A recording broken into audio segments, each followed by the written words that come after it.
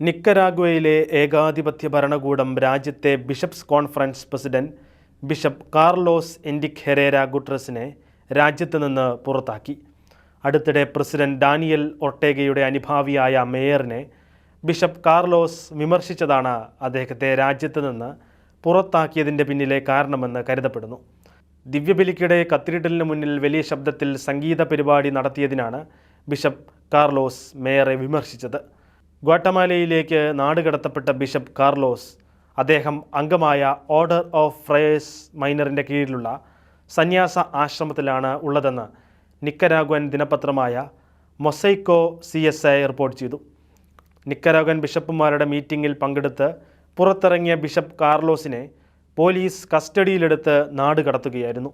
Bishops conference പ്രസിഡന്റിനെ നാടുകടത്തിയ നടപടിയും അടിച്ചമർത്തലിൻ്റെ ഭാഗമായി അദ്ദേഹത്തിൻ്റെ രൂപതയായ ജിനോറ്റേഗയുടെ സോഷ്യൽ മീഡിയ പേജുകൾ നീക്കം ചെയ്ത നടപടിയും മതസ്വാതന്ത്ര്യത്തിനും മനുഷ്യാന്തസ്സിനും എതിരായ നടപടിയാണെന്നും അന്താരാഷ്ട്ര തലത്തിൽ അപലപിക്കപ്പെടണമെന്നും നിക്കരാഗ്വയിലെ മുൻ പ്രസിഡന്റ് സ്ഥാനാർത്ഥിയും രാഷ്ട്രീയ തടവുകാരനുമായിരുന്ന ഫെലിക്സ് മാറാഡിയഗ എക്സിൽ പ്രതികരിച്ചു.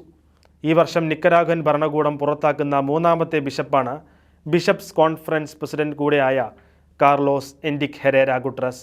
നേരത്തെ മതകൽപ്പ ബിഷപ്പ് റോളൻഡോ അൽവാരസ് ലാഗോസിനെയും സിയുന ബിഷപ്പ് ഇസിദോരോ മൊറോയെയും ഭരണകൂടം നാടുകടത്തിയിരുന്നു. മൊസൈക്കോ CSI ദിനപത്രത്തിൻ്റെ കണക്ക് പ്രകാരം മൊത്തം 44 വൈദികരെ രാജ്യത്ത് നിന്ന് പുറത്താക്കിയിട്ടുണ്ട്. അടുത്തിടെ ആശുപത്രികളിൽ വൈദികർ അന്ത്യകൂദാശ നൽകുന്നത് വിലക്കിക്കൊണ്ട് കത്തോലിക്ക സഭയ്ക്കെതിരെ ഒർട്ടേഗ ഭരണകൂടം നടത്തുന്ന അടിച്ചമർത്തൽ കടുപ്പിച്ചിരുന്നു.